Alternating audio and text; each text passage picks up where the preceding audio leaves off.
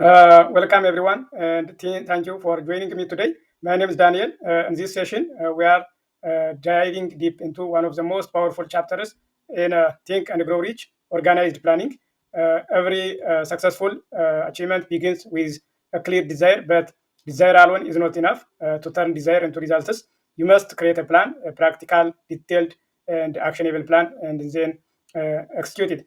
Today, I will walk you through how organized planning actually works, the six steps towards riches, how to crystallize desire into action, how to build a solid plan, how to market your services, the major attributes of leadership, the cause of leadership failure, and how you can apply this principle today. Let us begin.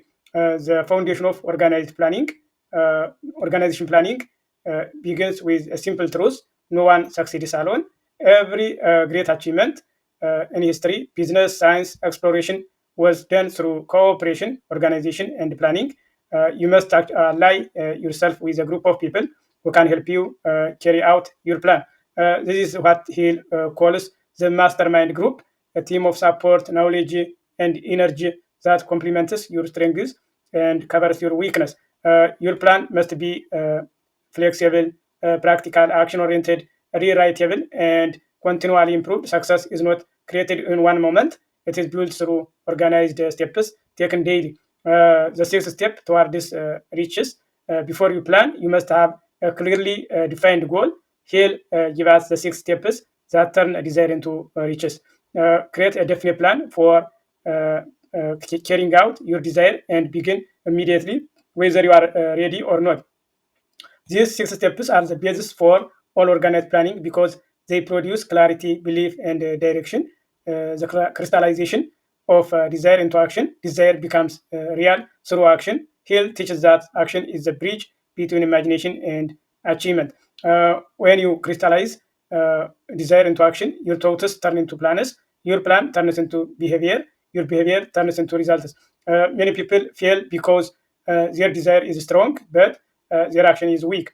Others fail because their action is strong, but their plan is unclear. Organized planning is requires both a burning desire and a practical method to move forward. How to build plans that work? Let us break down how to build effective plans. Number one, form a master mind group. Choose people who complement your skills. Your team may include advisors, mentors, skilled partners, or even supportive friends. Number two, create a written plan. Every step must be clear. Your plan should answer what, when, how, and who questions. Number three, test your plan. Rewrite your plans. He says if your first plan fails, replace it with a new plan. Failure does not mean the desire was wrong. It means the plan needs improvement. Number four, be persistent. Most people quit after one failure. Success requires repeated planning and adjusting. Number five, apply decision making discipline. And decision destroys planning. Every day, you must take at least one deliberate action toward your plan. Number six, study successful people in your field. Their strategies will help you build better blueprint. Number seven, keep your plan flexible. Circumstances change, opportunities appear, obstacles come. Your plan must evolve. A plan is not something you write once, it's something you develop, update, and strengthen as you grow. Planning the sale of your services. Now let us talk about your talents, your skills, your abilities. He teaches that your success depends on how well you market your personal services. Here is how to plan the sale of your services. Number one, now your value. What can you deliver? What results can you create? What makes you different? This is number one, now your value. Number two, improve your skill set. Never stop learning. Be better than you were yesterday. Master your craft. Number three, build a profile. Show results, show testimonials, show evidence of your ability. Number four, create demand for your services. Promote yourself with confidence. People buy certainty and clarity. Number five, plan your advancement. Where do you want to be in 1 year, 3 years, maybe 5 years? He says no one will pay you more unless you demonstrate more value. major attributes of leadership. Clear the definitions. Number one, unwavering courage. A leader must show confidence and boldness, especially under pressure. People follow courage, no fear. If the leader is afraid, the team becomes afraid too. Number two, control, self-control. A leader controls their emotions, reactions, and habits. If you cannot control yourself, you cannot lead others. Self-discipline builds trust. Number three, a sense of justice. A leader must be fair. They treat people equally, reward honestly, and correct mistakes with balance. Justice builds respect. Number four, definiteness of decision. Leaders make decisions quickly and change them slowly. And decision kills confidence. People trust leaders who know where they are going. Number five, definiteness of plans. A leader must have a clear plan and a clear direction. No guessing, no confusion. A leader with a plan inspires others to believe. Number six, the habit of doing more than paid for. A leader always gives extra effort. They go beyond their job description. This creates influence and inspires followers to do the same. Number seven, pleasing personality. People follow leaders they like. A pleasing personality means being respectful, kind, positive, and cooperative. Leadership is influence your personality and your power. And number eight, sympathy and understanding. A leader must understand people. They listen, they care, they try to see things from the other person's view. People follow leaders who understand their struggles. Number nine, mastery of detail. A leader knows the important details of their work. No guessing, no sloppy. This does not mean doing everything, but understand what must be done. Number 10, willingness to assume full responsibility. A leader takes responsibility for the team's failures and shares credit for success. No blaming. When something goes wrong, a leader must be say, it is my responsibility. Number 11, cooperation. A leader knows how to work with others harmoniously. They build unity, not division. A leadership is not domination, it is a partnership. The 10 major causes of failure in leadership.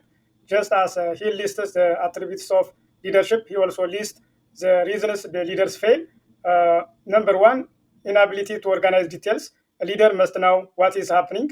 Failure comes when a leader ignores details, forgets important tasks, or becomes disorganized.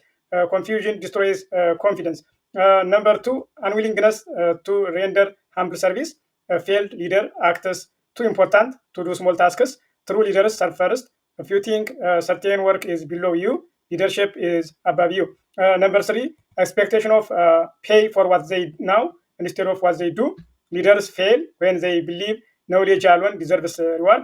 Success comes from results, not just ideas. You get paid for performance, not for potential. Number four, fear of competition from followers. Weak leaders feel threatened by talented people. Strong leaders develop talent, no fear it. When a leader tries to keep others small, they block their own growth. Number five, lack of imagination. A leader must see solutions, create ideas, and adapt. Without imagination, a leader gets stuck when problems appear. No creativity, no progress. Number six, selfishness. Selfish leaders think only about themselves, never the team. This destroys trust, loyalty, and respect. People follow leaders who put the team first. Number seven, intemperance or lack of self-control. Lack of discipline is habits, emotions, or lifestyle weakness leadership. A leader who cannot control themselves cannot direct others. Self-control is strength. Number eight, disloyalty. A leader must be loyal to their team and mission. Disloyalty, talking up behind people's backs, breaking promises, or switching sides kills influence instantly. No one follows a leader they cannot trust. Number nine, emphasis on authority instead of cooperation. Failed leaders push people using fear, commands, and force. Successful leaders gain cooperation through respect, guidance, and example. Leadership is influence, is not intimidation. Number 10, emphasis on title instead of service. Some leaders rely on their position or title to feel important. Great leaders rely on service, not status. Your title does not make you people follow. Instead, your character does. new leadership demands of the future. He says every generation requires new leadership, new vision, new courage, new skills.